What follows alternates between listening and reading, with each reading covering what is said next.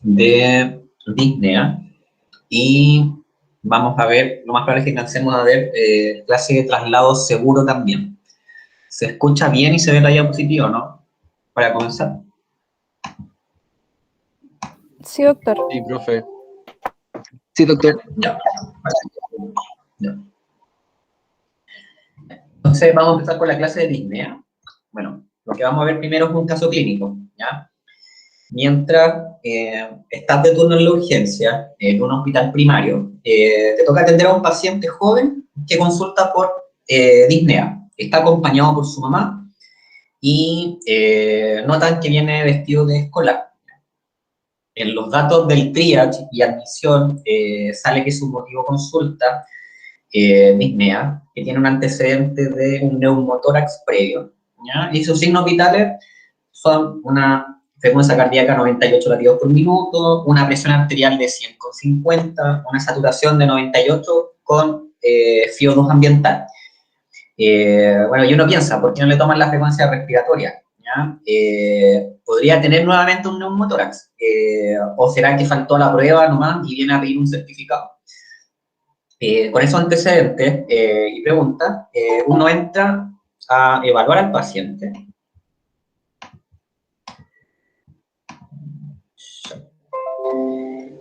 Bueno, uno lo saluda y a él y a la mamá y uno pregunta en qué lo puede ayudar, ¿ya? El paciente refiere que le cuesta respirar y que hace un mes tuvo un neumotórax por el que requirió una pleurostomía.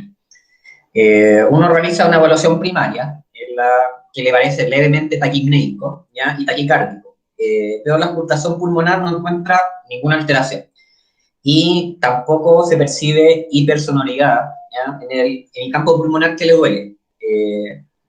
Uno se prepara para hacer la orden de radiografía de tórax cuando la mamá te hace notar que su hijo está pálido y que él no es así.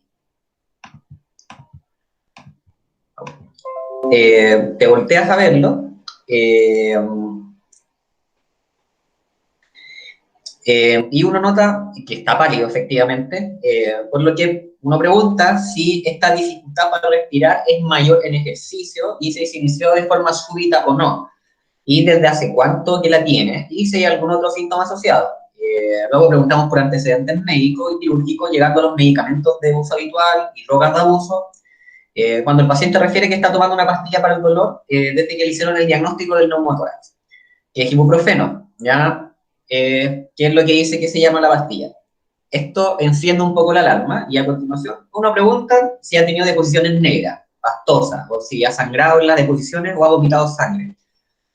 Claro, que el paciente contesta que solo tiene las deposiciones más oscuras y pastosas desde hace un mes aproximadamente.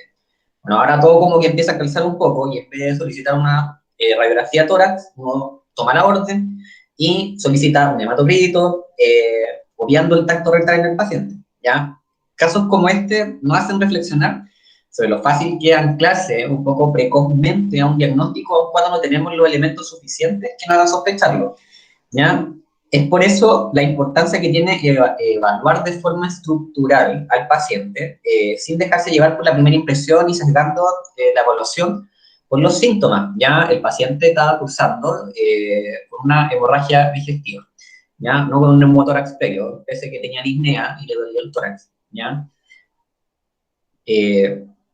Entonces, hay que considerar todos los elementos de la anamnesis y el examen físico del paciente, que en la mayoría de los casos son altamente sugerentes del origen de la disnea, ¿ya?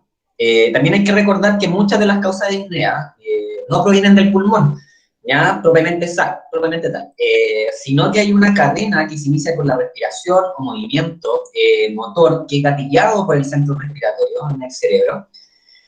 Continúa luego con la ventilación o el intercambio gaseoso a nivel del parénquima en el pulmón, pasando por la distribución del gas a través de la sangre hasta llegar a los tejidos para realizar el metabolismo aeróbico, ¿ya? Por lo que la causa de la disnea puede estar en cualquiera de estos niveles, ¿ya? No solamente a nivel pulmonar. Generalmente en Estados Unidos hay cerca de 4 millones anuales de consultas en las urgencias por disnea como su principal motivo de consulta.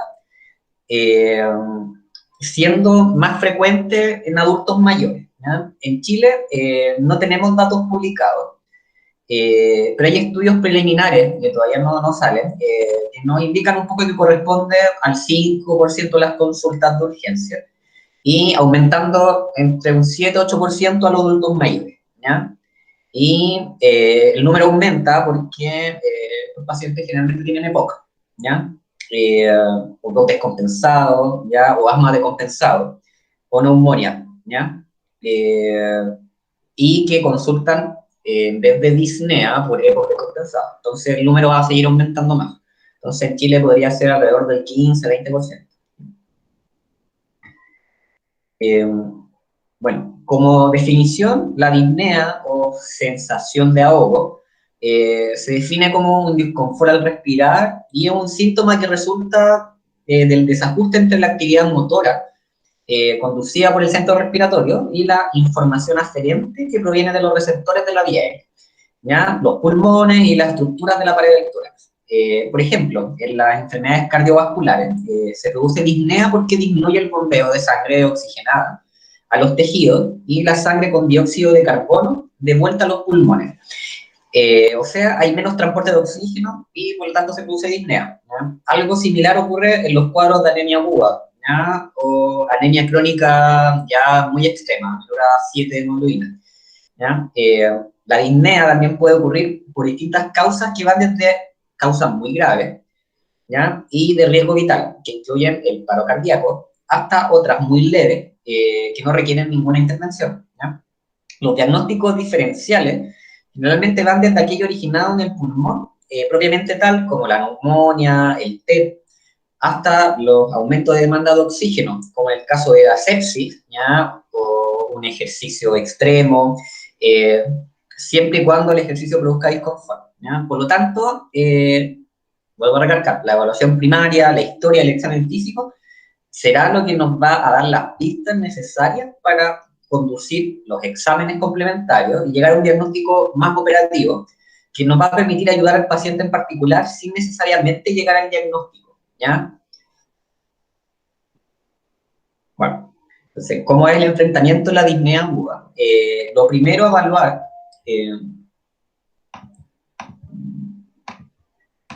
evaluar frente a un paciente con disnea es su aspecto general, ¿ya? Para saber si el paciente está grave o no. Hay que recordar que estos pacientes pueden caer rápidamente en paro, ¿ya? Por lo que hay que estar atento a cualquier cambio en el paciente.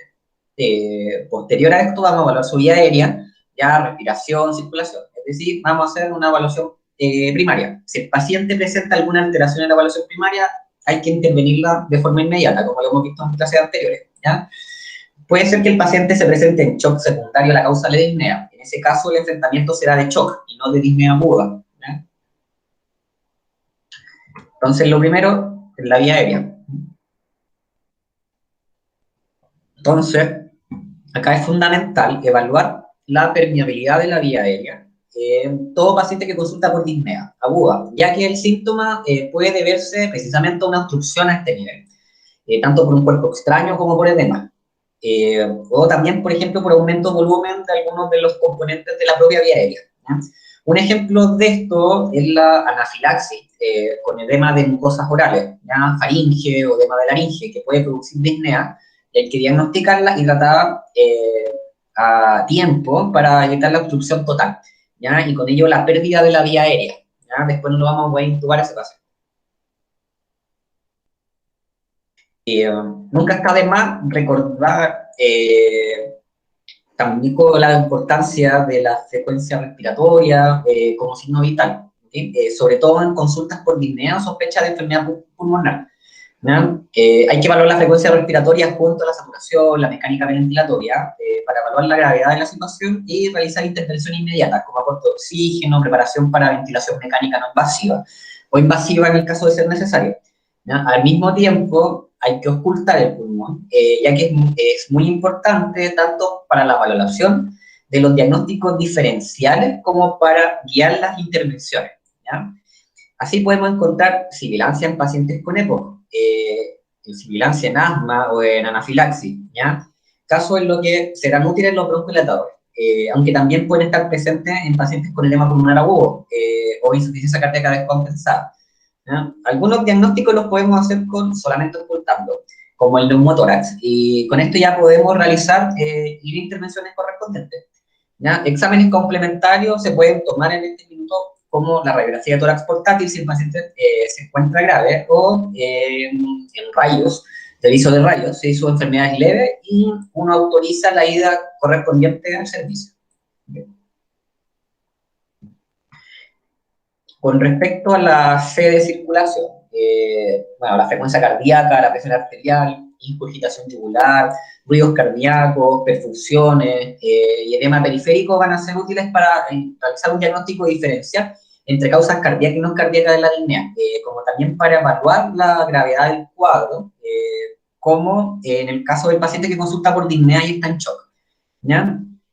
Hay exámenes complementarios, como el electrocardiograma, que es fundamental para evaluar al paciente disneico, ya que este puede verse un infarto o un síndrome coronario agudo, una angina inestable, ¿ya? A una hipertrofia ventricular izquierda que genera una insuficiencia cardíaca, o menos frecuentemente a un taponamiento cardíaco, o a un TEP, que también tiene signo indirecto del electrocardiograma, que podemos buscar activamente como la sobrecarga del ventrículo derecho, con el patrón S1QT3, una taquicardia sinusal, ¿ya? El eje desviado a la derecha, supradesnivel del ST en ABR, y T invertida de B1 a B3, y en B3 y ABF. Esos son los signos de sobrecarga derecho T, que se los voy a preguntar, ¿me acuerdan? Patrón S1, QT3, eje desviado a la derecha, taquicardia sinusal, supradesnivel del ST en ABR, y T invertida de B1 a B3 y en D3 y ABF.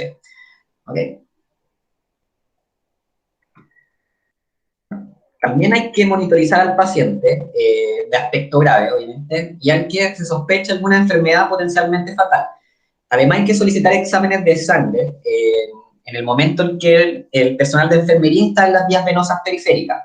Un examen útil en la evaluación de estos pacientes son los gases en sangre venosa, ¿ya? Para evaluar el CO2, sobre todo en pacientes con enfermedades respiratorias crónicas como el EPOC, quienes es necesario saber si es retenedor o no de CO2 para evaluar la necesidad de ventilación a presión positiva.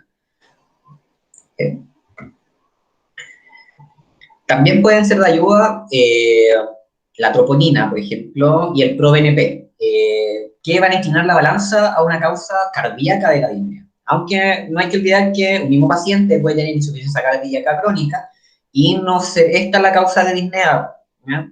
El límero D es un examen que también debemos considerar en pacientes que no están graves, en que la probabilidad de tener un tromboembolismo pulmonar como causa de la disnea es baja, ¿ya? Aquí podemos usar el riesgo del score de Wells o el PERT para clasificar el riesgo del paciente. ¿Ok? El número D solamente nos sirve en pacientes con sospecha baja de tromboembolismo pulmonar. Con sospecha moderada o sospecha alta de TEP, el dímero D no es útil, ya que directamente el paciente debería ir a angiotac. Está disponible el ecógrafo, podemos usarlo para establecer diagnósticos diferenciales en el paciente que consulta por disnea aguda, ¿ya? Existiendo distintos protocolos, pero lo importante, hay que saber estructurar, de forma estructurada, perdón, y mirar, y cuáles son los patrones a buscar, ¿ya? Por ejemplo, en el corazón hay que buscar derrame pericárdico, ¿ya? La imagen de arriba, la primera, evaluar la contractilidad del ventrículo izquierdo, buscando una causa cardíaca, y evaluar el tamaño del ventrículo derecho en relación al izquierdo, ¿ya? Normalmente la relación es de 0.6, ¿ya? Como máximo, ¿ya? Y una relación mayor a esa, un ventrículo derecho más del 0.6 del ventrículo izquierdo, nos va a hacer pensar que el paciente posiblemente tenga un tromboembolismo pulmonar, ¿ya? O por lo menos tenga una sobrecarga ventricular derecha o una hipertensión pulmonar, ¿ya? Con respecto al pulmón, la segunda imagen, ahí tenemos que evaluar los signos de neumotórax, ¿ya? La existencia de derrame pleural y signos de síndrome intersticial agudo, como el que se ve en la imagen acá, que van a apoyar el diagnóstico de edema pulmonar. Por ejemplo, si es que está en ambos campos pulmonares, y si está solamente en uno, puede ser significado de una neumonía, ¿ya? Evaluar la vena cava inferior, aquí donde estoy poniendo el mouse, ¿ya? La línea negra que está ahí abajo. Si colapsa en la expiración y está más chica, no habla de un paciente hipovolémico, ¿ya? Y si está más grande, que es mayor a 2 centímetros y no colapsa, cuando hay hipervolemia, como en el edema pulmonar agudo. ¿Okay? Abajo la vena femoral hipoclítica, ¿ya? Es normal que se compriman y colapsen a la compresión con el transductor, ¿ya? Si esto no ocurre, puede ser por un trombo que está dentro de la vena. Lo mismo si hay ausencia de flujo a ese nivel, que en el contexto de disnea nos hacen sospechar de un tromboembolismo pulmonar. ¿Ya? Esto es la ecografía de las venas femorales hipoclíticas, es muy útil para evaluar embarazadas que están consultando por disnea, ya que no podemos tomar el angiotac a la embarazada. Pero sí que en una trombosis venosa tratamos a la paciente con anticoagulantes, ¿ya? Pensando en un TEP. Con respecto al AD, no debiese haber un déficit neurológico focal. Si lo está, debe ser registrado adecuadamente para no confundir este déficit como algo nuevo, ¿ya? Por otro lado, si puede haber compromiso de conciencia cualitativo y cuantitativo, sobre todo en pacientes graves, ¿ya? La mayoría de las veces lo que sucede es que el paciente se agita en su lucha por respirar hasta el agotamiento y la hipercapnia, ¿ya? Hacen que se pongan un poco somnolientos, ¿ya? Eso es lo más habitual. Hay que recordar siempre tomar el hemoglucotest para evaluar a pacientes diabéticos. Con respecto a la exposición, podríamos encontrar, por ejemplo, enfisema subcutáneo, que nos hable de un neumotórax por fracturas costales, sobre todo en adultos mayores o en sospecha de abuso, ¿ya? La medición de la temperatura es importante para interpretar el resto de los signos vitales, como la taquicardia y la taquipnea, ¿ya? Que están aumentadas en pacientes con fiebre, ¿ya? Y también puede apoyar algunos diagnósticos diferenciales como la neumonía y el tromboembolismo pulmonar. Recuerden que el tromboembolismo pulmonar es la única entidad no infecciosa que da fiebre, ¿ya? Así, con cada alteración de evaluación primaria debemos tomar una conducta adecuada en pos de mejorar al paciente y reevaluarlo para asegurarnos que nuestra intervención funcionó, ¿ya? Posterior a la evaluación primaria, pero en realidad, más que nada en forma paralela, vamos a ahondar en la anamnesis y el examen físico del paciente para así acotar los diagnósticos diferenciales, ¿ya? Bueno, con respecto a los diagnósticos diferenciales, la mayoría de los pacientes, cerca de un 80% que consultan por disnea aguda, tienen alguna causa pulmonar de la disnea, ya sea neumonía, asma, EPOC o edema pulmonar, ¿ya? Pero la lista de causas de disnea es bastante extensa, ¿ya?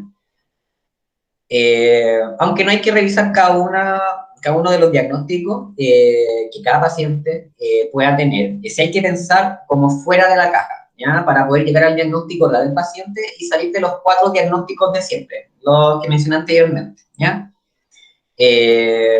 Como conversamos, como le dije al principio de la clase, el anclaje precoz es un peligro al que estamos expuestos a diario, sobre todo al sesgarnos con los antecedentes del paciente. Así, un paciente, por ejemplo, con antecedentes de EPOC, que consulta por disnea, no necesariamente por falta de medicamentos de su enfermedad de base o por una neumonía, puede ser la consulta, ya puede tener también un neumotórax, ya por una rotura de bula, ya, o un TEP, dado que estuvo hospitalizado previamente, o por un infarto o un miocardio, ya, todas las enfermedades con un tratamiento completamente diferente al broncodilatador, a los corticoides, los antibióticos que vamos a indicar en las crisis de EPOC, ¿ya?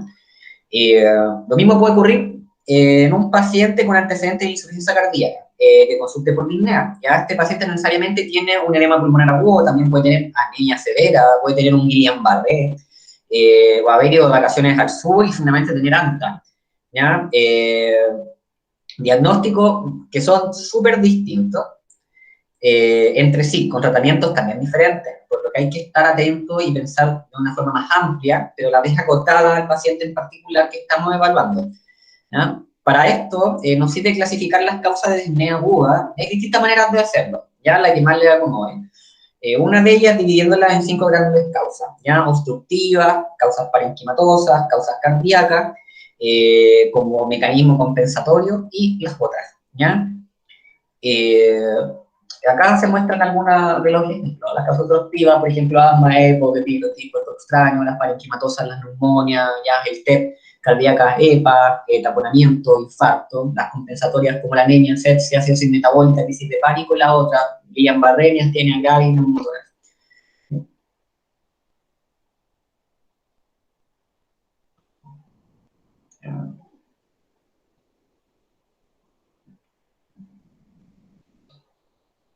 Bueno, una forma igual más gráfica de agrupar y pensar los diagnósticos diferenciales es considerar los componentes del proceso respiratorio, ¿ya? Como si este fuera una máquina con controladores, bomba ventilatoria y el intercambio de gas, ¿ya? Aquí en la tabla se muestran algunas causas de disnea según estos tipos de definición, ¿okay? Como la bomba ventilatoria, por ejemplo, problemas neuromusculares con el Guillain-Barré, con broncoespasmo en EPO, asma, neumonias en el caso de intercambiadores de gas, ya controlador, como un feedback del cerebro normal, ya acidosis metabólica, etc.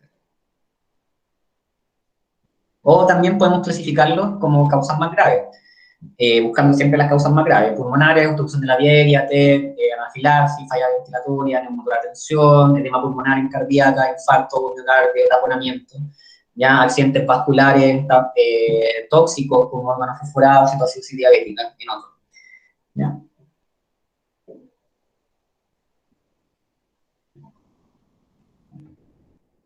Y también tenemos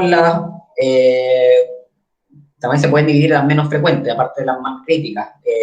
Las menos frecuentes de disnea siempre son las enfermedades valvular aguda, miocardiopatía, ya interferencia mecánica como embarazo, ascitis, hernias hiatales, obesidad, Guillain-Barré, polimiositis, tirotoxicosis.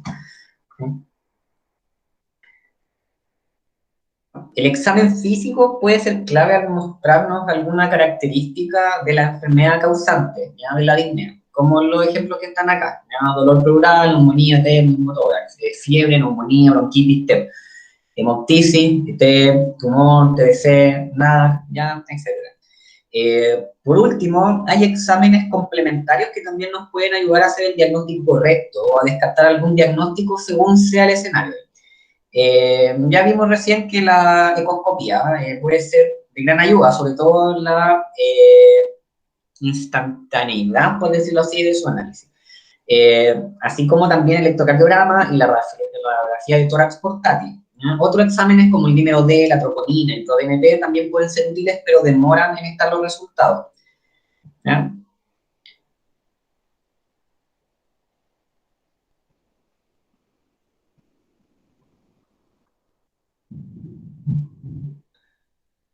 Con respecto a la radiografía de tórax, frecuentemente es la primera imagen disponible, ¿ya? De cualquier centro.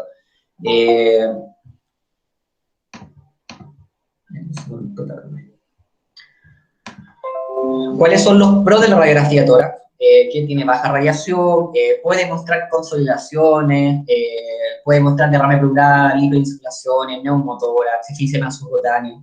¿Ya? El tamaño cardíaco también se puede estimar en la radiografía de tórax. ¿Ya? ¿Cuáles son los contras que tiene esto? Que tiene una baja sensibilidad en disnea aguda. ¿Ya? Por ejemplo, hay un estudio de que solo 8 de 26 neumonias se vieron en radiografía versus escáner. ¿Ya? Por ejemplo, un paciente que está séptico o está deshidratado, obviamente por temas de fisiopatología y fisiología, los focos neumónicos, como es un problema intersticial, no se van a ver muy bien en radiografía de tórax. En cambio, si uno hidrata al paciente, le trata la AQI, le trata la insuficiencia renal aguda producto de la sepsis o de la neumonía, y le recontrolamos una radiografía de tórax, después se va a ver el foco cardíaco, el foco de neumonía.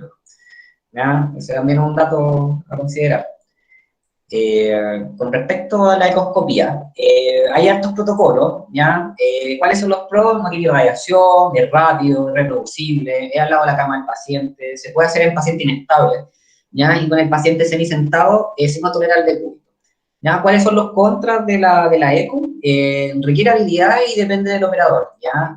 Y depende que se pueda interpretar lo que uno ve. ¿Ya? Hay pacientes con malas ventanas también, lo que limita las imágenes obtenidas, por ejemplo, los pacientes obesos, los pacientes con enfisema subcutáneo y los pacientes hiperinsuflados, ¿ya?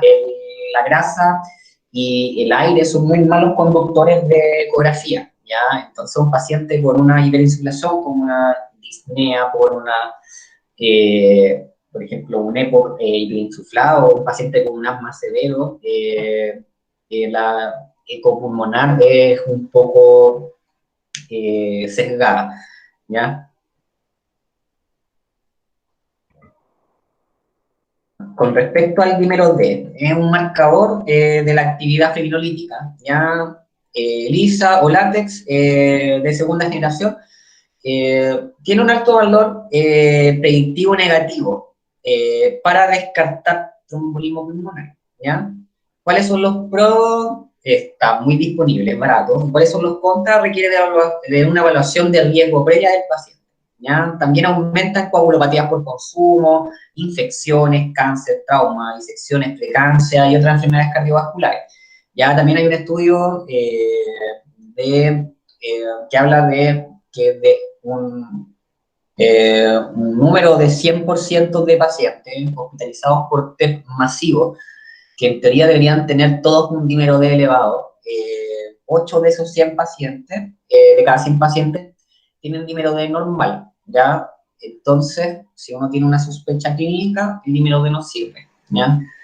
Pero sí es bueno para descartar en un 98%, ¿ya? Ese 2% son los pacientes que se nos escapan, y para eso se utilizan los scores predictivos, ya el score de PERC o el score de Wells, ¿ya? Si el dímero D está negativo, uno utiliza el score de PERC, y si el score de PERC está negativo, ahí recién podemos tener con certeza un 99,9% de seguridad recién que el paciente no tiene un tromboembolismo pulmonar, ¿ya? Y nunca va a ser 100%, ¿ya? Por muchos scores y exámenes que le tomen. Con respecto a los gases venosos, entregan una información adicional sobre la ventilación, sobre la PaCO2, ¿ya? Los arteriales son poco útiles, excepto cuando la oximetría de pulso es poco confiable, ¿ya? ¿Cuáles son los pros? En general son más rápidos que los otros exámenes de laboratorio, salen muy rápido, en 10 minutos, ¿ya? Son útiles también para confirmar un paciente hiperventilando, ya con una PaCO2 baja. ¿Cuáles son los contras? Tiene poca evidencia sobre su utilidad real en la evaluación de los pacientes con disnea, ¿ok? Con respecto al electrocardiograma, bueno, vemos la evaluación cardíaca inicial en el paciente con disnea, ¿ya? Los pros es rápido, de bajo costo, es fácil de obtener. Es específico para arritmia y para síndrome coronario agudo, ¿ya? Hay hallazgos poco específicos como las P pulmonares o la sobrecarga derecha entera, ¿ya? Eso también es como un contra, ¿ya?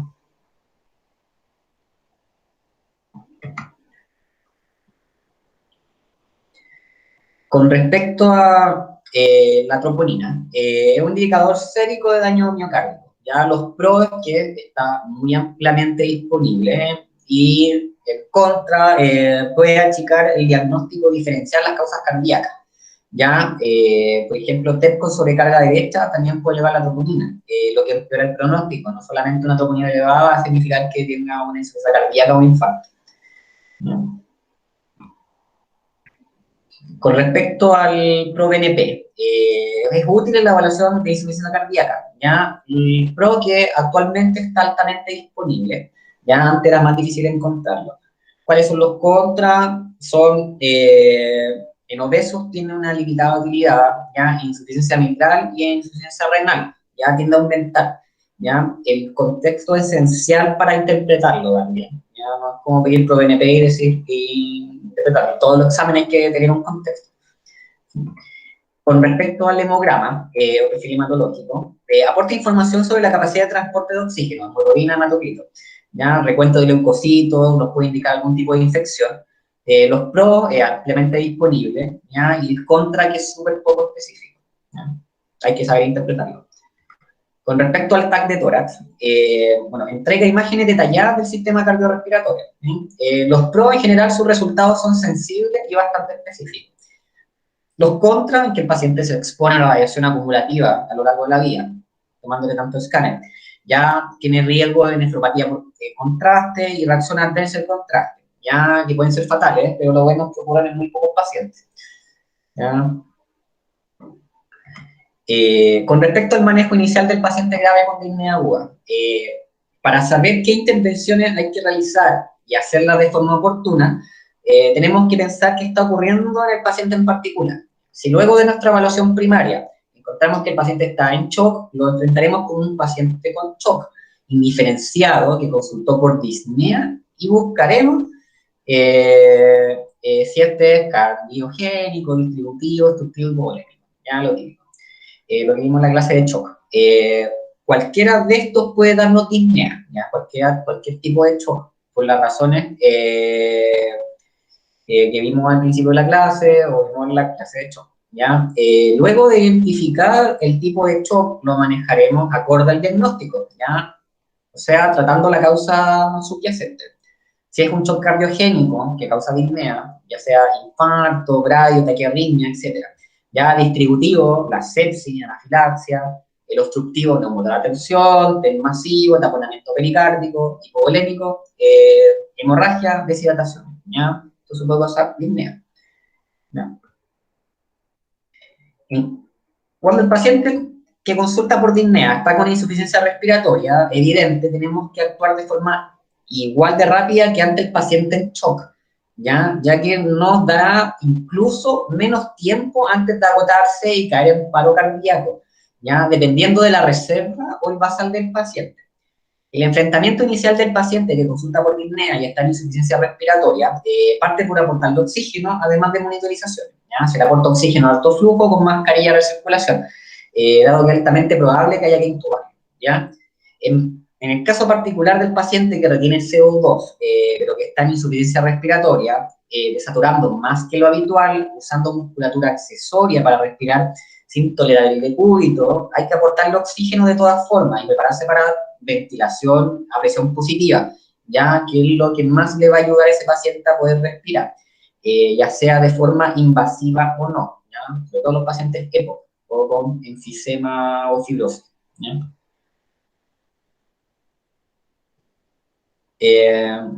Bueno, también hay que notar que debemos primero distinguir si lo que oímos son sibilancias o estridores, ¿ya? Es decir, si la obstrucción está en la vía aérea inferior, en caso de sibilancia, o en la vía aérea superior, en caso de estridor, ¿ya? Si la obstrucción es en la vía aérea superior, esta puede ser por un cuerpo extraño, o por edema, o inflamación de las partes blandas de la vía aérea, ¿ya? La primera requiere de permeabilización, extrayendo el cuerpo extraño manualmente o a través de la maniobra de Henry, mientras que la segunda requiere maniobras de posicionamiento de la vía aérea y medicamentos de forma inmediata. ¿Ya?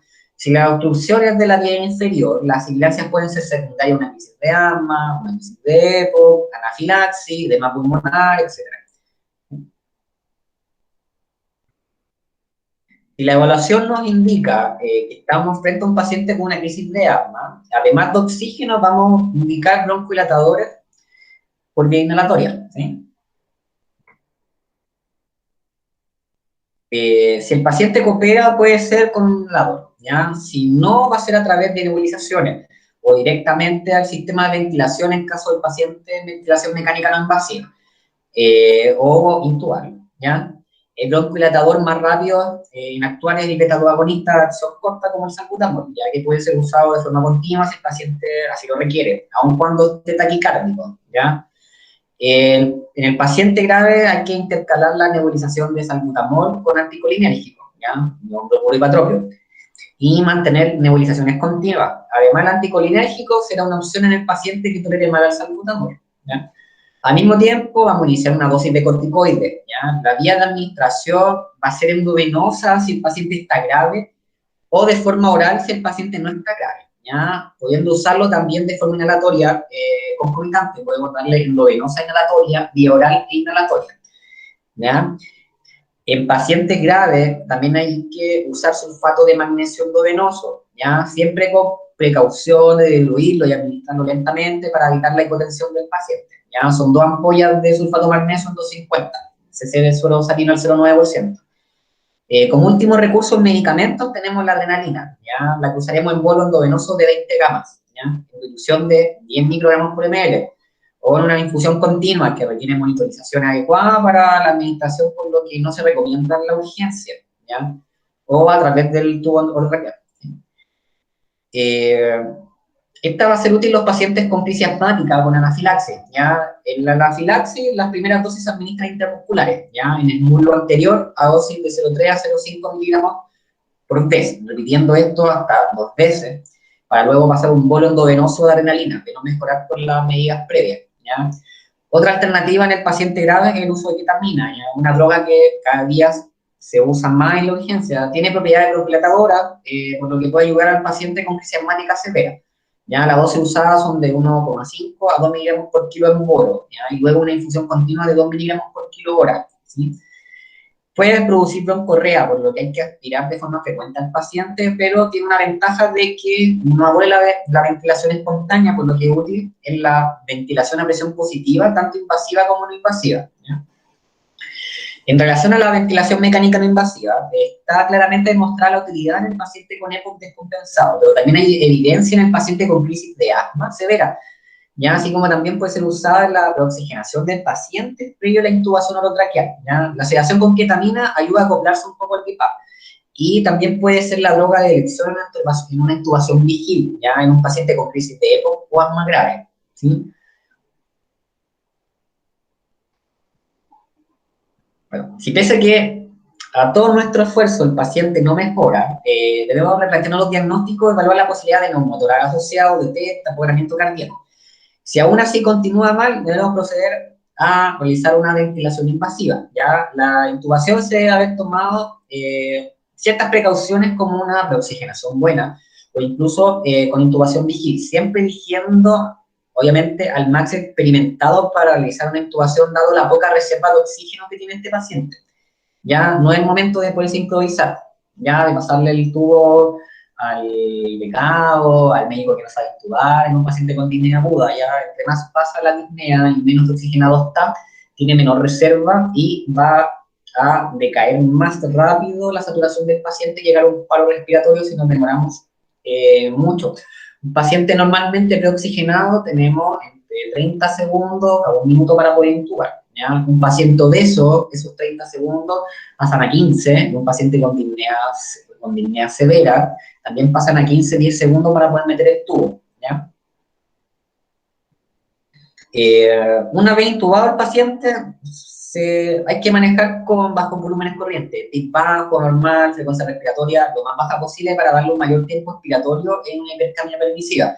¿Ya? No hay que olvidar que durante todo este proceso hay que polinizar al paciente, ya lo que también es parte del tratamiento del paciente con crisis asmática. Con las pérdidas sensibles, los pacientes respiran mucho, muy agitados, tienen una frecuencia respiratoria muy elevada y pierden líquido por la respiración, ¿ya? Entonces hay que tratar al paciente como shock, darle su bolito, ya de suero.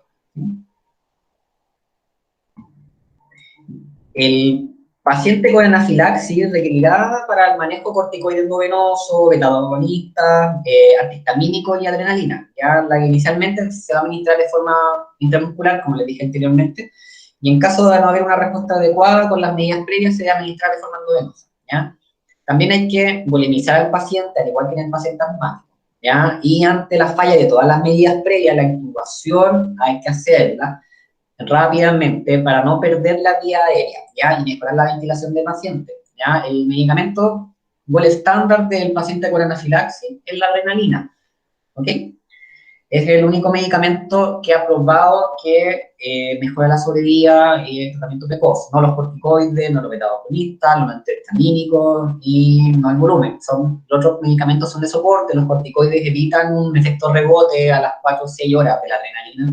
Los beta-agonistas vamos un poco broncodilatores, ¿no? Cuando tiene sibilancia, y el antihistamínico es para disminuir la urticaria o cualquier otro síntoma de hemorragia cutánea. ¿Qué pasa con la disnea por EPA? ¿Ya? El paciente con edema pulmonar agudo que está en insuficiencia respiratoria requiere apoyo con oxígeno. ¿Ya? Si el paciente no está en shock, podemos evaluar su respuesta a nitroglicerina endovenosa en bolo y una bomba de infusión continua, ¿ya? De 50 a 400 gramas por minuto. Si no responde o su presión no permite iniciar nitroglicerina, va a requerir ventilación no invasiva de forma inmediata. ¿Ya?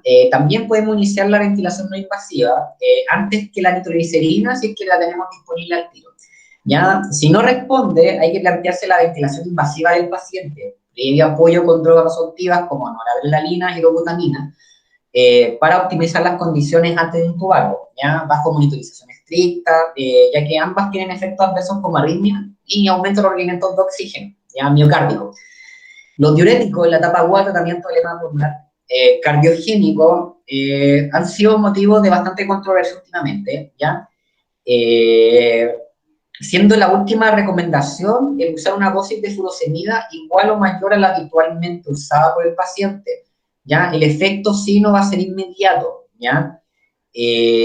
No va a servir para disminuir la hipervolemia al tiro del paciente, pero sí a posterior, ¿ya? Sin producir hipernatremia, hipercalemia grave, como tampoco falla renal secundaria su uso en pacientes que realmente tienen hipervolemia, ¿ya? Por otro lado, tenemos que buscar de forma activa alguna causa reversible de la descompensación, como un síndrome coronario agudo, una arritmia, un derrame pericárdico. A veces es difícil saber qué ocurre primero.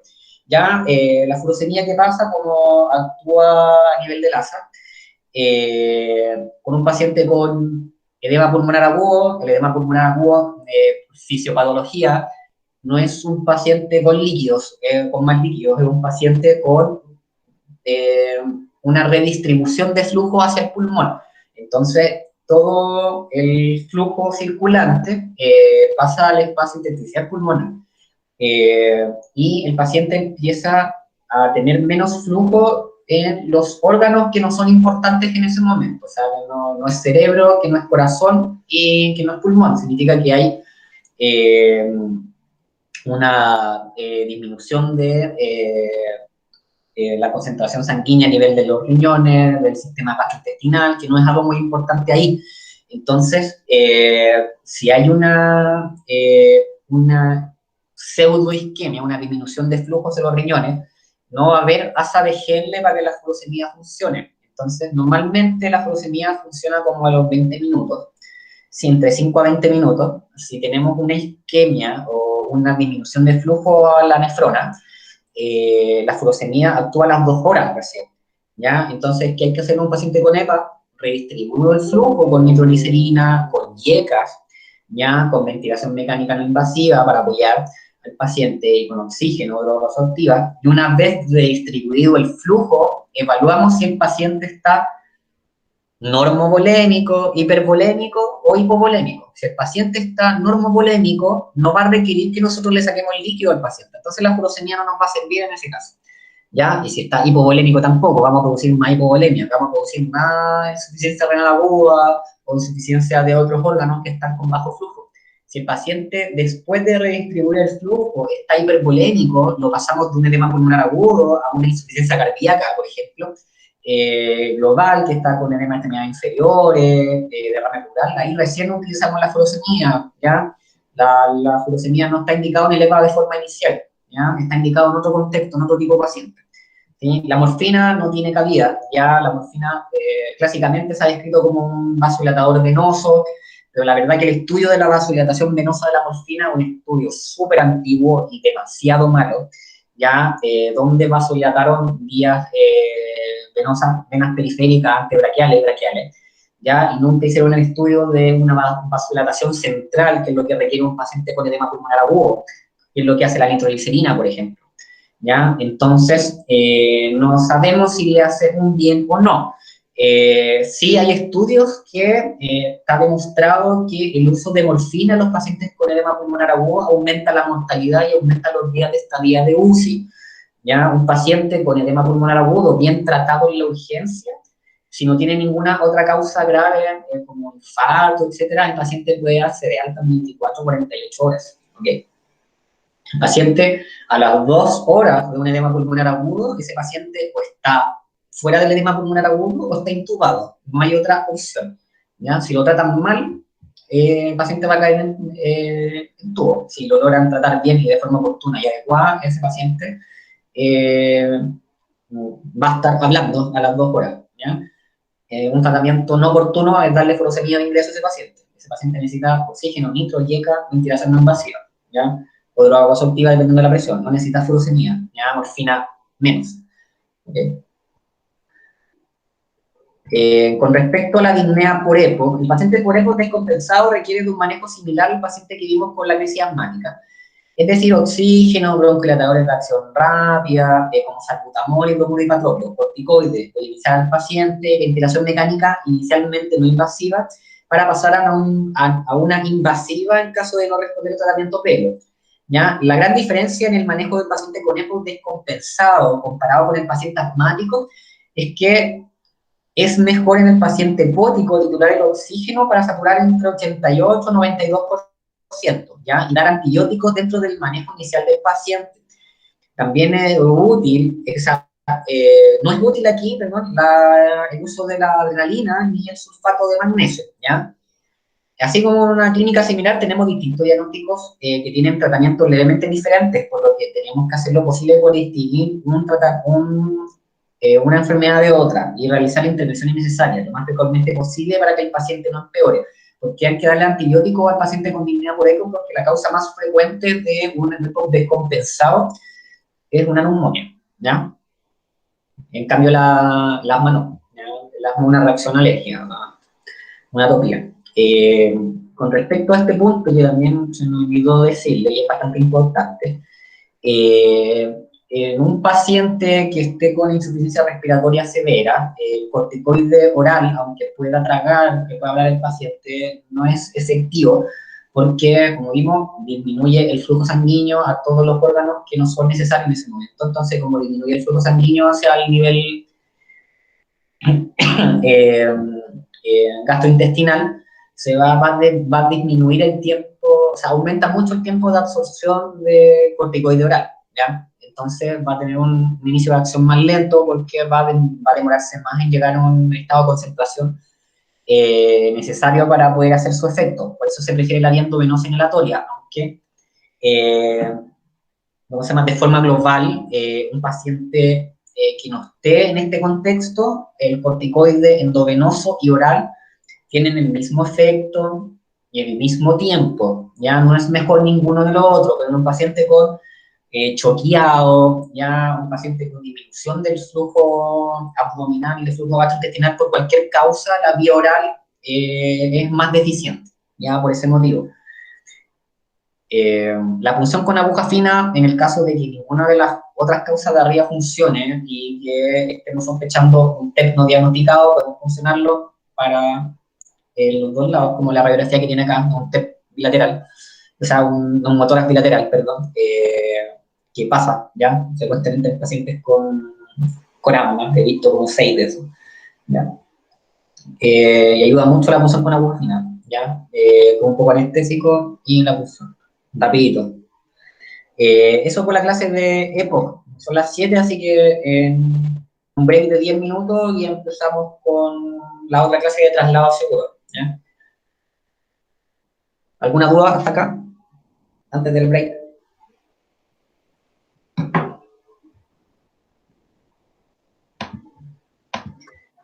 Yo, profe, tengo una duda. Dime. Sí, respecto a esto último, bueno, casi de lo último que estaba hablando, de una vez habiendo restablecido el flujo, por ejemplo, y si se considera el uso de los diuréticos, ¿eso sería por cuánto tiempo? El uso de los diuréticos, en el caso de que el paciente esté hipervolémico, es hasta que el paciente no esté hipervolémico. Ya hay que, la meta es quitarle el oxígeno al paciente y quitarle su disnea.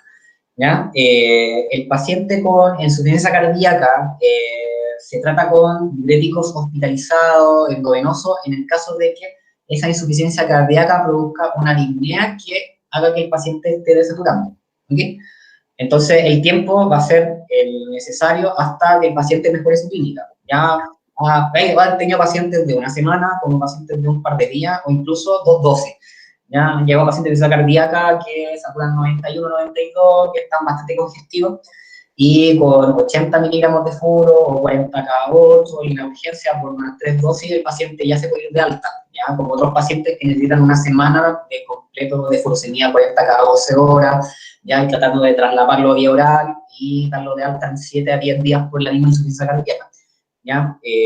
No hay un tiempo predeterminado, el tiempo es hasta que el paciente recupere la clínica antes de la descompensación. Ya, profe, súper. Y la otra duda que me había quedado, que siempre, bueno, uno tiende a escuchar como que algunos doctores dicen gases arteriales, otros dicen gases venosos. Sí, Acá usted mencionó que los gases venosos, pero algo que no le entendí, que habló algo así como de que cuando la oximetría de pulso no era confiable. No ya, sé si ya. puede como aclarar ese punto. Sí, sí, sí, fácil. Los gases venosos con respecto a la arterial en la urgencia. Los gases venosos nos sirven en un paciente crítico, ya en un paciente que ya reanimado, una apnea severa, ¿ya? ¿Por qué? Porque es bastante rápido, ya se saca junto con todas las muestras de los demás exámenes. El gas arterial requiere una punción en la arteria, ¿ya? Una punción que es dolorosa y que cuesta más encontrar una arteria en un paciente crítico. Es mucho más demoroso. Como duele mucho, porque duele demasiado una punción arterial, el paciente aumenta las catecolaminas, lo que hace que aumente mucho, o sea, disminuya mucho el outcome que uno quiera generar después. Entonces el paciente empieza a tener un ciclo de aumento de catecolamina, aumenta la adrenalina, el paciente va a vasocontraerse más y va a disminuir el flujo y va a empeorar la enfermedad aguda. ¿Ya? Por eso en la urgencia al principio preferimos el gas venoso porque es más rápido de sacar. ¿Ya? Y la única forma, la única cosa que no nos ayuda del gas venoso con respecto al arterial es la oxigenación, ¿ya? El pH tiene una variación de más o menos 0,2 de valor, ¿ya? Significa que con respecto al pH el gas arterial y venoso es lo mismo. Con respecto a la PCO2, en un paciente con normocapnia, con una PCO2 entre 35 y 45, esa PCO2 venosa y arterial es igual. Ya en un paciente con hipercapnia, en un paciente que tenga una PCO2 venosa mayor a 45, pero más tirado como 50 para arriba, el gas arterial es más útil en ese contexto, ¿ya? Pero el gas venoso no sale antes. Entonces podemos saber ya, este paciente requiere un gas arterial para eso.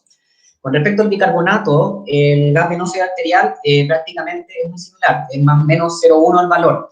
¿Ya? El exceso de base es lo mismo, ¿ya? Y la única diferencia, obviamente, es la oxigenación. ¿Qué pasa? En un paciente tú tienes muchas más cosas para ver si está oxigenando bien o no, ¿ya? Si el paciente satura más de 90, estás ya con una PO2 más de 70, ¿sí? Entonces no necesitas un gas arterial para saber que ese paciente está saturando, que no requiere tanto oxígeno, requiere muy poco, ¿ya? Y si el paciente está con una saturación menor a 90, generalmente de 88 para abajo, es cuando la oximetría de pulso es muy mal indicador de la saturación real. Ya que un paciente esté con una oximetría de pulso saturando 80, 85, significa que su saturación posiblemente sea mucho menor, 70, 65. Ya es algo que eso está muy estudiado. Entonces ahí sí nos es útil el gas arterial. ¿Ya? Si un paciente llega desaturando, no necesito el examen de gas arterial para saber que tiene poca oxigenación. ¿Cachai? Le pongo oxígeno al tiro. ¿Ya? Y tomamos los exámenes más rápidos para evaluar el estado ácido base del paciente, que es el gas venoso. Ya después de eso, le tomamos el gas arterial. Si te fijas en un paciente crítico, no necesito el gas arterial para poder hacer algo. ¿Ya? Demora mucho, es más lento y hay cosas más urgentes que saber qué nivel de oxígeno tiene. Cuando el paciente está desaturando, le puedo poner el oxígeno llegando. ¿Eh? Va en eso, no sé si te queda claro. Sí, profe, sí me quedó claro. Lo que sí no lo escuché bien, bajo 80 ya te hace pensar 88. en 88. Ah, ok. 88 ya la oximetría de pulso va a estar confiable. En Ya, cambio, gracias. la curva baja demasiado. No hay ningún otro duda, doctor? ¿Por el break? Creo que no. No. Entonces son las 7:06 según mi reloj. Así que a las 7:15 partimos.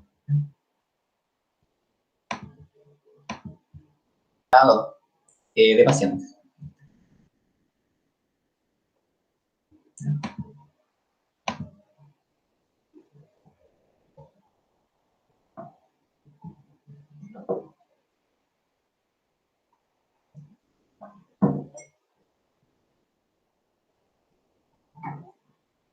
Se ve la diapositiva, ¿cierto?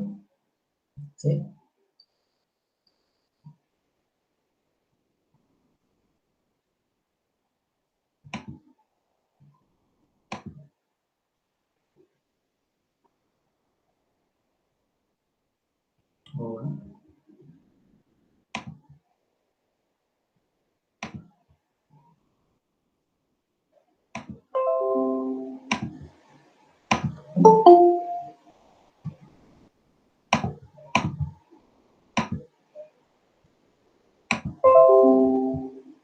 ¿Ven la diapo para empezar?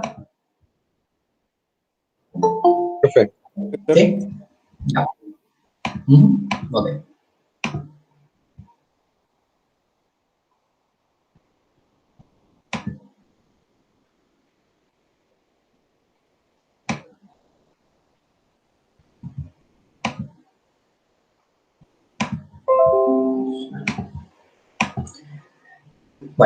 Bueno, el objetivo de esta clase es ver, identificar a los pacientes cuyas necesidades exceden las capacidades disponibles en el centro y que debemos trasladar para recibir los cuidados definitivos, ¿ya? Una revisión de este tema es súper necesaria, ya que el traslado debe iniciarse apenas nos damos cuenta de esta necesidad y no se puede improvisar, ¿ya? El traslado siempre es un trabajo en equipo donde todos los profesionales de la cadena deben contribuir para materializarlo en el tiempo correcto al lugar apropiado más cercano, ¿ya? Una comunicación adecuada es muy importante.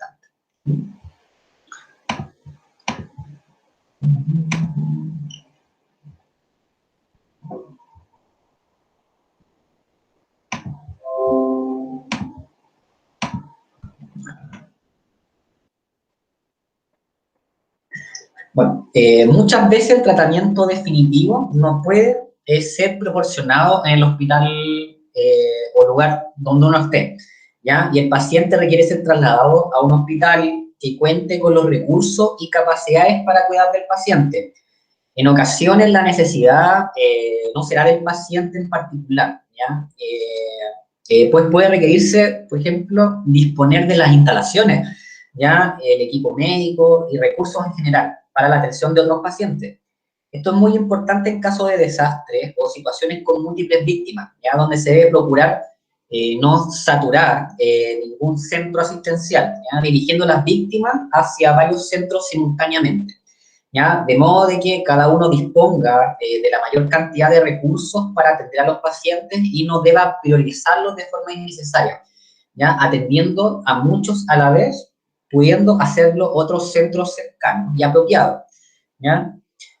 Este es el denominado concepto en red, ¿ya? Que se logra solo después de realizar y establecer protocolos y un manejo en común que permita que el centro regulador disponga de la información de la escena y de las capacidades disponibles de cada uno de los centros integrantes de la red y de esta manera mejore el uso de los recursos comunes, ¿ya? En mejor forma.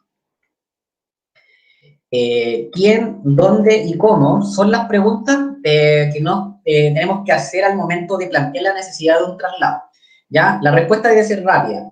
No tendremos toda la información que quisiéramos, pero la oportunidad es clave para materializar y realizar un traslado, ¿ya? La evolución del paciente puede determinar que llega un momento donde ya no se pueda trasladar o por la naturaleza de sus lesiones, el tiempo transcurrido o la aparición de otras complicaciones, pierda la oportunidad de limitar las secuelas, ¿ya? Comprometerse y complicar su tratamiento, o la recuperación, o incluso fallecer antes de recibir los cuidados definitivos. No todos los centros son iguales, claramente, no todos cuentan con lo necesario tampoco para resolver todos los problemas del paciente, y tal vez no todos están disponibles para poder recibirlo, ¿ya? Un traslado implica mucho más que llevar a alguien de un lugar físico a otro. Debo preocuparme también de cómo hacerlo de la forma más segura, que no retrase ni interfiera con ese movimiento. ¿Okay?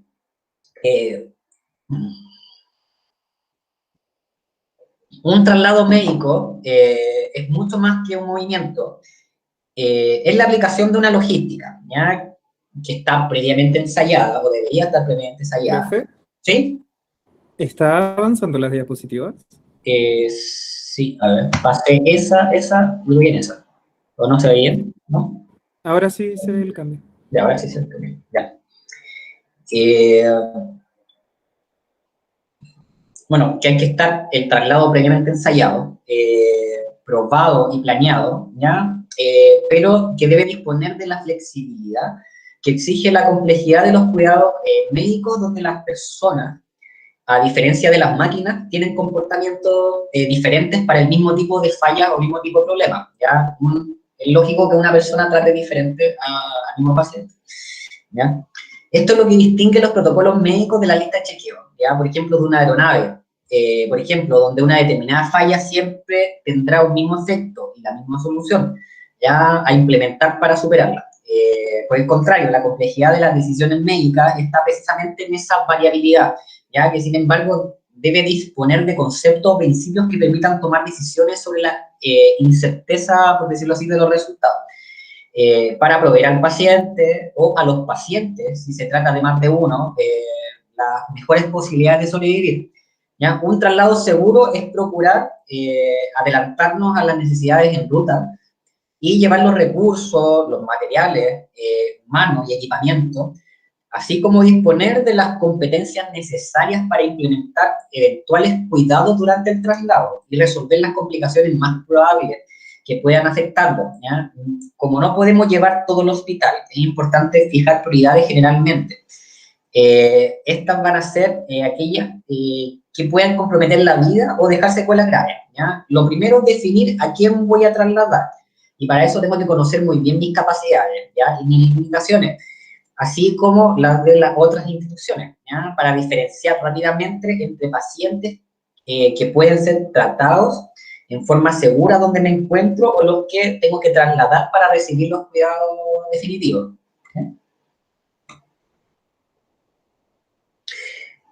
Primero, hay que resolver las situaciones que pongan en riesgo la vida del paciente antes de trasladar a un paciente, ¿ya? O esas condiciones pueden impedir que lleguen al destino para recibir los cuidados definitivos, ¿ya? El avance de las tecnologías portátiles, ya mejores entrenamientos y mayor experiencia de los equipos de rescate han permitido poder realizar procedimientos de mayor complejidad a los pacientes en el lugar de la emergencia, antes o durante el traslado. ¿Ya? Si bien suena bastante alentador, la evidencia no ha demostrado que acciones mayores que las más básicas mejoren la sobrevida de los pacientes, ¿ya? Incluso pudiendo ser más dañinas para ellos, como vimos en la clase de trauma, ¿ya? Bueno, bajo esto existen dos aproximaciones a los rescates primarios. El primero Stay and Play. Se traslada todo equipo de alta complejidad al sitio de emergencia y se administran todos los cuidados que el paciente necesite, ¿ya? El más claro ejemplo de este tipo de modalidad es el SAMU de París, ¿ya? Donde llevan equipos de ECMO al prehospitalario. Ya tienen ambulancias con ECMO ambulatorios, los pueden llevar a la calle incluso, ¿ya? Para tratar los tromboembolismos pulmonares masivos, ¿sí? Bueno, el otro tipo y el scope and run, solo se manejan acá las lesiones realmente vitales y que impidan el traslado inmediato del paciente. Por ejemplo, la instalación de un torniquete, una amputación traumática o la descompresión con aguja de un neumotórax a tensión, ¿ya? Y el resto se debe diferir hasta la llegada al centro de dedicación final. Puede que hayan intervenciones que se deban realizar en el camino para no demorar la llegada donde se pueda dar la atención definitiva. Por ejemplo, en un pabellón, ¿ya? Acá las obligaciones del médico que refiere al paciente son, entre otras, iniciar los protocolos de traslado entre las instituciones, ¿ya? Y seleccionar el modo más apropiado disponible para tratar de materializarlo, definiendo el nivel de complejidad necesario durante el traslado, según los cuidados que pueda requerir el paciente en ruta o el monitoreo necesario para vigilar los parámetros fisiológicos, ¿no? El médico que lo refiere debe comunicarse con el médico que lo va a recibir y darle la información necesaria para coordinar la recepción y mejorar las condiciones, ¿ya? Durante el traslado. Es responsable el médico que refiere a un paciente de asegurar que está lo suficientemente estable como para poder sobrevivir al traslado, ¿ya? Es necesario también disponer de protocolos y acuerdos entre los centros y los sistemas de transporte, ya conociendo capacidades y formas de activación o funcionamiento. Existen formularios o acuerdos de traslado entre lo que destaca y el SPAR para pacientes de trauma, ¿ya? Ahí lo tienen para leer, no lo vamos a indagar mucho, ¿ya?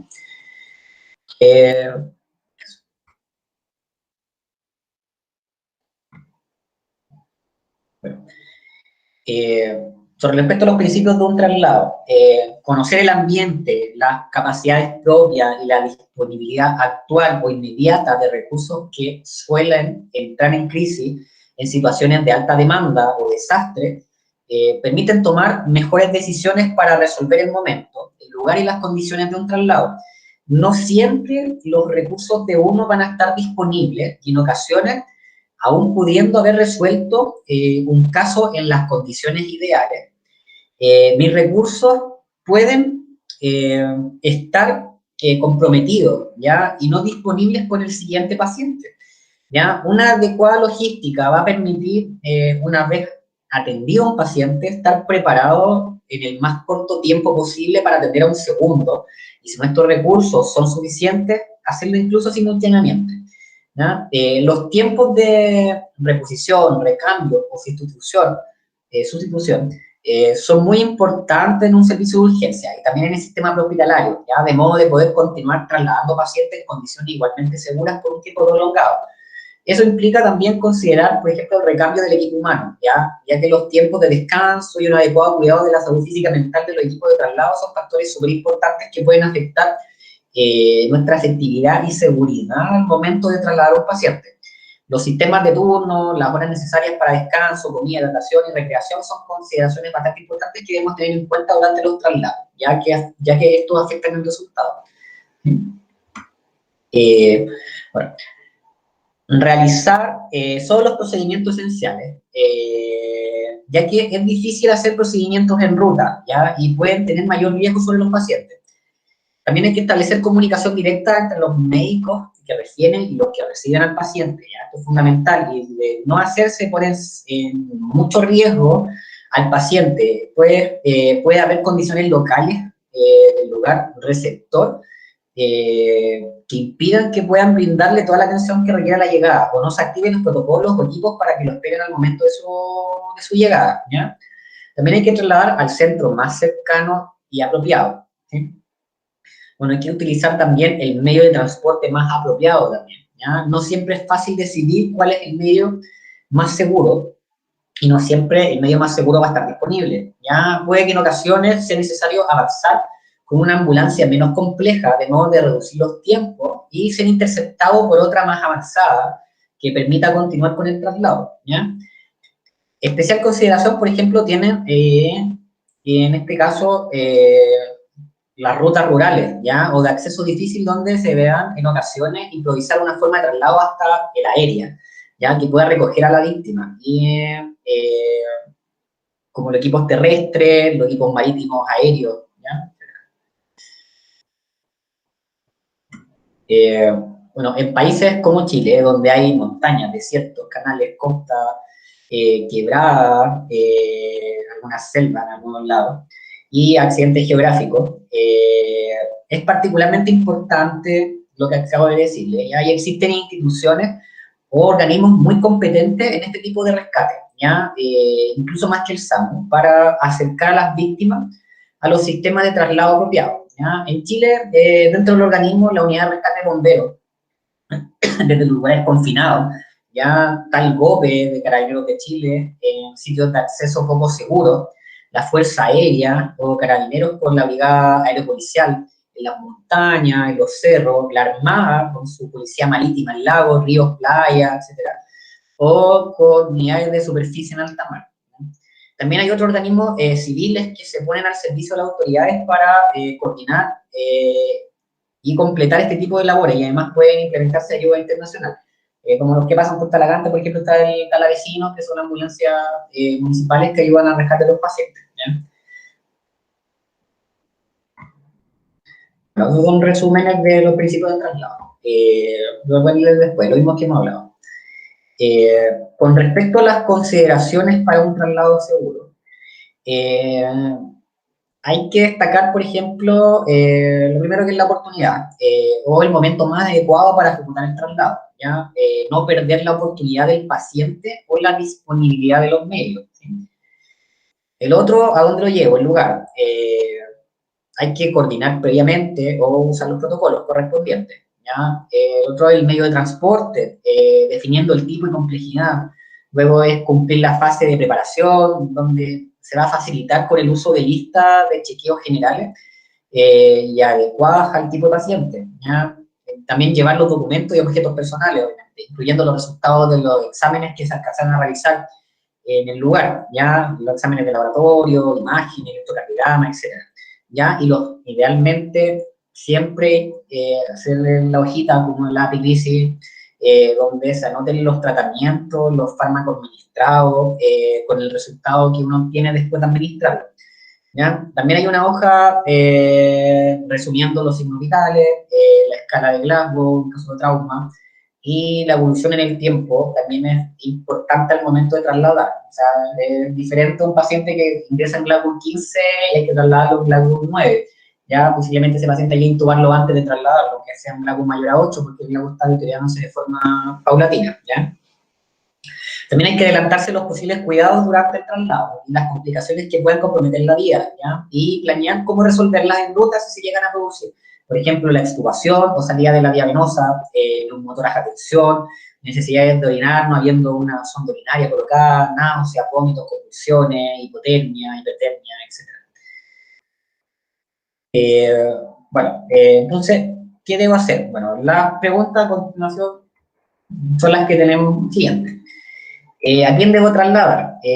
Pacientes con lesiones múltiples, pacientes cuyas necesidades excedan las capacidades institucionales, pacientes con movilidad concomitante, edad extrema y enfermedades preexistentes, ¿ya? Esos son los pacientes que debo trasladar, ¿ya? Las condiciones de traslado del paciente también, las contraindicaciones del paciente, condiciones inseguras de traslado, lesiones incompatibles con la vida y agitación incontrolable del paciente, ¿ya? Si esto no está realizado, si no está tratado, no se puede trasladar, ¿ya? Bueno, ¿cuándo trasladar? Bueno, se traslada después de manejar los problemas que amenazan la vida, ya lo hemos hablado. Trasladar después de que las lesiones incapacitantes sean estabilizadas, ¿no? Y trasladar después de haber hecho los arreglos necesarios, entre las coordinaciones, etc. Y hay que trasladar antes de realizar exámenes y procedimientos necesarios, ¿ya? Procedimientos necesarios y exámenes que no lo requieren para trasladar a un paciente no hay que hacer, no hay que perder tiempo en tonterías. Lo otro, ¿dónde llevarlo? ¿Ya? Hay que trasladarlo a una institución capaz de proveer el equipo y recursos apropiados, ¿ya? Trasladarlo a donde esté disponible también un equipo médico adecuado y calificado que pueda realizar el diagnóstico, tratar las lesiones del paciente y proporcionar los recursos, ¿ya? ¿Cómo trasladarlo también? Está determinado por ejemplo, con el destino del paciente, los recursos disponibles, las atenciones requeridas durante el traslado y los acuerdos de traslado existentes entre ambos centros. Estarán disponibles o no, según las condiciones locales, varios medios de traslado, ya sea aéreos de ala fija o ala rotatoria, terrestre o marítimo, ¿ya?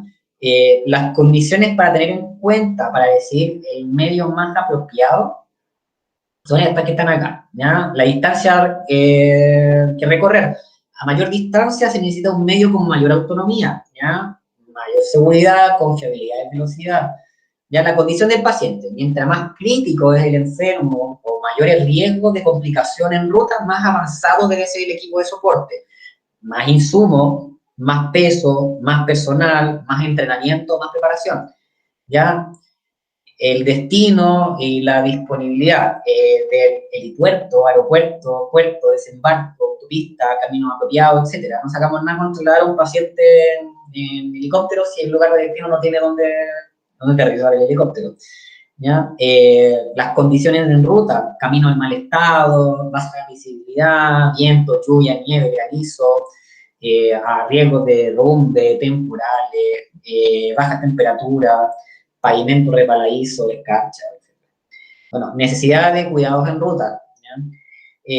Altitud de la cabina también, va a afectar la disponibilidad de oxígeno, la humedad, la temperatura, el efecto de la presión barométrica sobre los gases, en la clase de barotrauma, en los traslados, sobre todo aeromédicos, ¿sí? temperatura al interior y al exterior del medio de traslado, la duración del traslado, la hidratación, la comida, baño, comodidad interior para el paciente y para el equipo también, incluida la adecuada ergonomía y el confort, ¿sí? Aceleración y desaceleración, especialmente en aeronaves, ya durante el ascenso, montada, descenso, aterrizaje, despegue, etc. Movimiento y vibraciones, dependiendo del medio de transporte y también de las condiciones de la ruta. La acústica, el paciente puede requerir protección auditiva, ¿ya? Comunicación en ruta y ayuda, la geolocalización, ¿sí? Y la interferencia, que certificaciones de los equipos de traslado para las condiciones propias del vehículo o medio de traslado, incluida la autonomía de la batería, ¿ya? Bueno, con respecto al rescate versus traslado, un rescate es un evento que no es preparado, ¿ya? Es casi como fortuito, donde van a realizar las maniobras más urgentes y disponibles en el momento para poder trasladar en el más corto tiempo posible, según los medios disponibles, a una víctima en situación de emergencia para recibir los cuidados definitivos o los primeros cuidados, ¿ya? El rescate puede ser medicalizado o no medicalizado, ¿ya? Brindándose cuidados básicos, medianos o avanzados, pero siempre en una situación no planificada, ¿ya? Y la velocidad y oportunidad se van a privilegiar sobre la continuidad de los cuidados. Cuando nos referimos a traslado seguro, estamos hablando de otro tipo de situación diferente, donde estamos planificando un traslado de un lugar donde ya está recibiendo cuidados médicos a otra instalación más capaz o donde recibirá los cuidados definitivos, ¿ya? El rescate tiene que ver con SAMU, el traslado es entre SAMUS a hospital a otro hospital o a clínica, etc. Si bien el tiempo es importante, nunca una situación de emergencia que impida procurar una adecuada planificación, ¿ya? Aún en un corto tiempo, pero que va a permitir definir las condiciones del paciente y adecuar los medios materiales y humanos para realizar ese traslado en las mejores condiciones. En general, un traslado se efectúa entre hospitales o centros de salud, ya el paciente se retira desde el mismo hospital, idealmente desde la sala de cuidado intensivo si dispone de ella, y se traslada manteniendo esos mismos cuidados a otro centro. En el traslado, la continuidad de los cuidados es la clave para diferenciarlo de un rescate, ya donde se privilegia el transporte solamente en beneficio de poder brindar los cuidados requeridos en el destino y no necesariamente durante el mismo movimiento. Con respecto a los medios de transporte, los podemos resumir como lo siguiente. Por ejemplo, tenemos la ala fija versus ala rotatoria, ¿ya? Estas son las aeronaves, obviamente. En las aeronaves de ala fija, el techo o la altura de la cabina es mayor, ¿ya? Puede montar más alto la ala fija, sorteando, como ayudando a las malas condiciones en ruta, ¿ya? Y logrando mayor velocidad. Generalmente dispone de más autonomía que los helicópteros, que la ala rotatoria, ya lo que permite alcanzar mayor distancia, ya sin requerir recargar combustible, ¿sí? En general son más cómodos para efectuar procedimientos por contar, generalmente con mayor espacio, disponer de equipos, tienen disponibilidad de más equipos, ya que pueden tener más peso, ¿ya? Hay que siempre considerar que el peso en personas, equipos, insumos, oxígeno, comida, etcétera, es inversamente proporcional a la cantidad de combustible, ¿ya? Y aeronaves pequeñas pueden ser determinantes al momento de elegir el tipo de aeronave o la posibilidad de materializar el traslado, ¿ya? En las naves de ala rotatoria, donde abajo, el espacio suele ser menor, ¿ya? Generalmente la altura de la cabina es más pequeña, no dispone por lo general de cabina presurizada, ¿ya? Y las condiciones climáticas de la ruta afectan al plan de vuelo.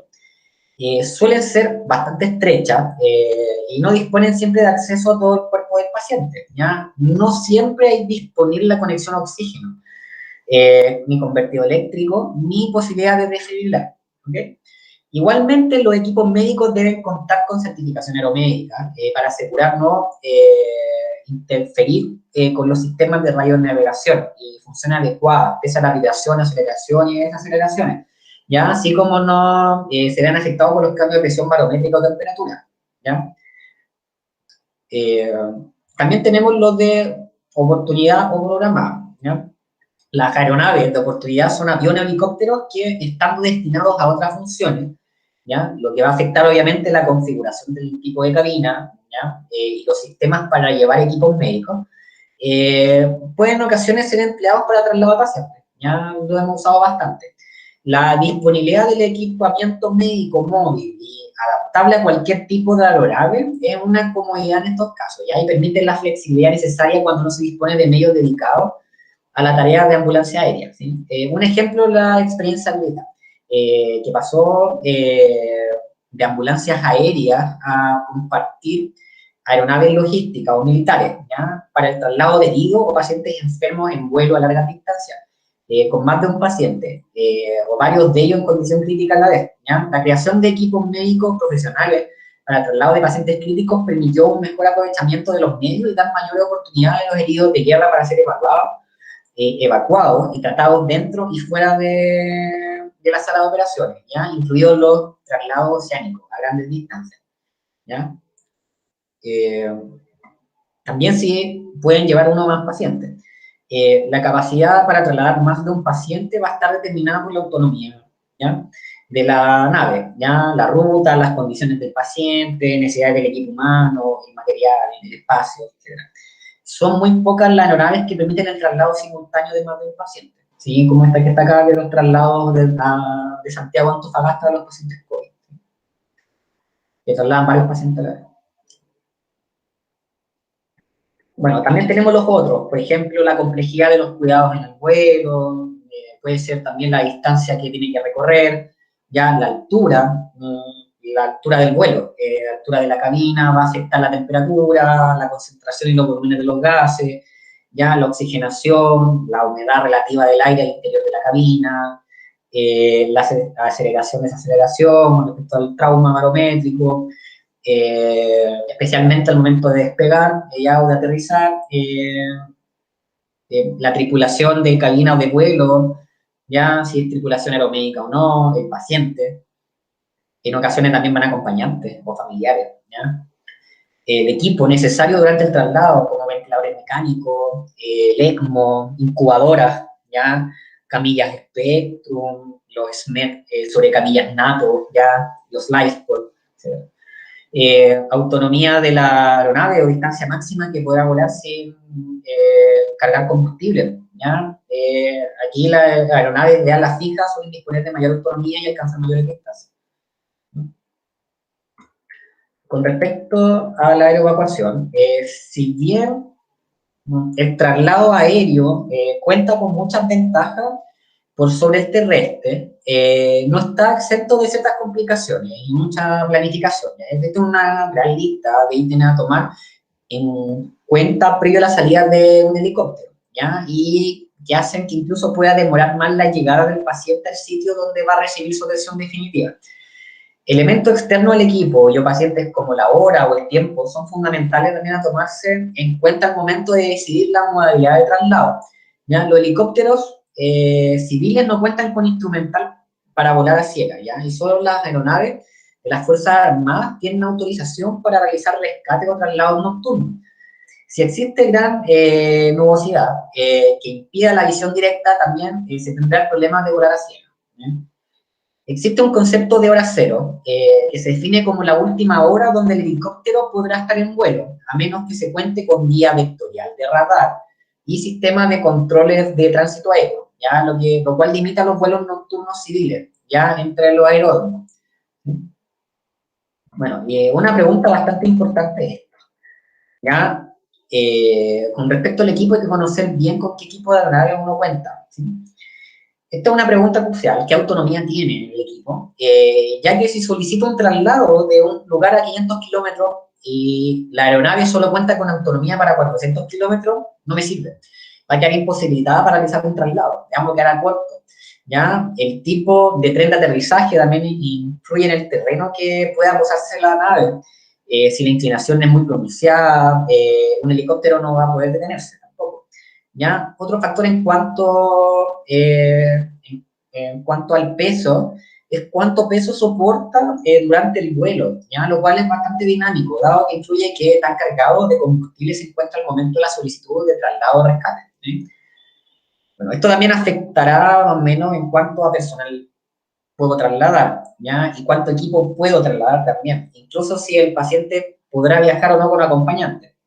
No son pocas las veces donde, dada la complejidad del traslado, o el paciente no puede ser acompañado al lugar del destino por el familiar, ¿ya? El cual debe trasladarse por otros medios, por ejemplo, como los pacientes trasladados, intubados de un hospital a otro, son trasladados vía SAMU o vía ambulancias preparadas del mismo hospital, y son traslados críticos, donde vamos a requerir todas las manos posibles.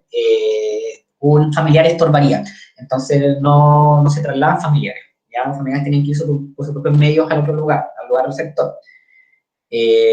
También hay que ser considerados factores del propio paciente, ¿ya? Continuando con el tema del peso, si el paciente es obeso mórbido, puede que el helicóptero no sea la mejor forma de trasladarlo, ¿ya? O definitivamente no se pueda con un obeso mórbido en un helicóptero, ¿ya? El tipo de patología también debe ser considerada. Si el paciente presenta un neumotórax o alguna enfermedad que involucre gases, hay que tener en cuenta la ley de Boyle, ya que establece que el volumen de un gas es inversamente proporcional a la presión de una área cerrada, ya a temperatura constante, por lo que elevar a un paciente con un neumotórax no resuelto va a volver más crítico el estado, dado que el gas suelto en la pleura se va a expandir y se podrá transformar en un neumotórax a tensión, ¿ya? Lo mismo con una obstrucción intestinal o un globo vesical, ¿ya? Incluso se debe tener en cuenta el aire en los CAF del instrumental utilizado o en las bajadas de suero, ¿ya? En la, bueno, en la fotografía que hay una aeronave con camillas con soporte vital y traslado a ellos, aeromédico, este es el espectro, ¿ya? Donde trasladan varios pacientes. Bueno, ahora vamos a ver un poco unas imágenes del sistema SMED, ya por equipo de monitoreo de soporte, que es este, ya que es bastante ocupado. Este es el sistema SMED, ya, o por equipo de monitoreo y soporte, ya. Vital generalmente se ocupa en vuelos autónomos, sobre una camilla NATO, ya, que es la que está ahí, para la evacuación aeromédica, ya. Aquí se puede ver el ventilador, ya, el ventilador del paciente, que es un ventilador mecánico en transporte, ese es un IMPAC, ¿ya? Y en la parte trasera de la bandeja, el balón de oxígeno, ¿ya? Para poder trasladarlo, ¿ya? Un monitor de signos vitales, ya un multiparámetro chiller, etc. Con el desfibrilador, ¿ya? Y un monitor de signos vitales, ¿ya? Hay un aspirador de secreciones también, y una bomba de infusión de triple canal.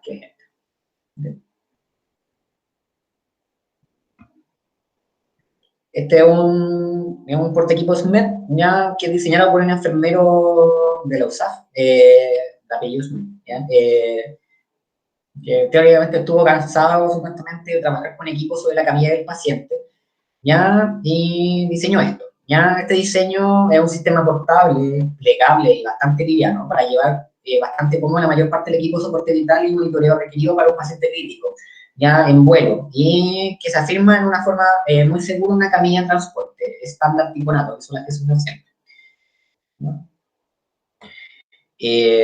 Bueno, aquí podemos ver un helicóptero de traslado aeromédico. ¿Ya? Algunos modelos de helicóptero preparados para traslado aeromédico equipados con una camilla Spectrum son los helicópteros Bell 412, ¿ya? Y Aerosportal HH65. ¿Ya? Bueno, con respecto a la seguridad y preparación, es importante recordar la seguridad de los equipos médicos, ¿ya? Para traslados terrestres o aéreos, ¿ya? La tripulación aeromédica, ¿ya? Tienen que tener curso, preparación para traslados, tienen que tener una tenida apropiada, comida, agua, cursos de seguridad en vuelo, ergonomía de los medios de traslado y las lecciones aprendidas, que sea cómodo y que se pueda haber descanso adecuado entre salidas, cursos de escapes de cabina, especialmente cuando se vuela trayectos sobre el mar, los ríos, los lagos, ¿ya? Seguros por invalidez, muerte o licencia, y el correcto manejo de situaciones de estrés, ¿ya? Eso es como un checklist que hay que tener para poder trabajar en esto, ¿sí? Y poder tener un traslado apropiado. También los equipos médicos pueden verse muy afectados psicológicamente por las situaciones vividas durante un traslado. ¿Ya? Técnicas de vigilancia, prevención, acompañamiento y supervisión pueden ser súper importantes para evitar este tipo de efectos. ¿Ya? Con respecto a los cuidados durante el traslado, los cuidados durante un traslado pueden variar en complejidad según el tipo de paciente, ¿ya? Y la situación clínica que se produzca. La preparación es súper importante y exige una alta calificación, entrenamiento y la supervisión permanente. Dentro de los problemas se podría como resumir las complicaciones o cuidados sobre la vía aérea, la ventilación, circulación, cuidado neurológico, exposición, temperatura, equipos, insumos, soportes vitales. Hay que adjuntar los documentos, obviamente, los resultados de los exámenes y cuidar los objetos personales y de valores. ¿Ya? Hacer un inventario siempre para no caer en los robos, tener cadena de custodia y registro. ¿Sí? Ahora hay que considerar esto del tipo de la ley de Murphy. La ley de Murphy, traslado, ¿qué dice? Todo lo que no se prevé va a ocurrir y todo lo que no se lleva falta, ¿ya? Y todo paciente intubado se extuba. Y todo paciente extubado vomita y aspira, y es peor el pronóstico, ¿ya? Entonces siempre hay que tener un traslado seguro, hay que prever todas las posibles cosas y tener tratamiento para todo lo posible que pueda pasar. ¿Okay? Los puntos principales, al igual que la atención inicial del paciente traumatizado, la máxima acá es no causar más daño, ¿ya? Se aplica también en el paciente en el momento del traslado, ya no demorar un traslado necesario, no hacerlo en malas condiciones de seguridad para el paciente y no trasladar a un lugar inadecuado, ¿ya? Eso con respecto a la clase de traslado seguro. No sé si tienen alguna duda para que nos retiremos ya, son 5 para las 8.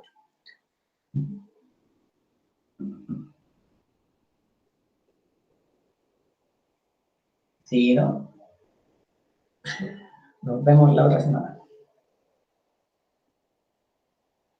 Yo al menos no, doctor. Yo tampoco tengo... Sí, yo no por el momento. Entonces, nos vemos la otra semana, ¿ya? Y cuídense, que les vaya bien. No, doctor, que esté bien igual. Doctor, cuídese igual. Doctor, gracias.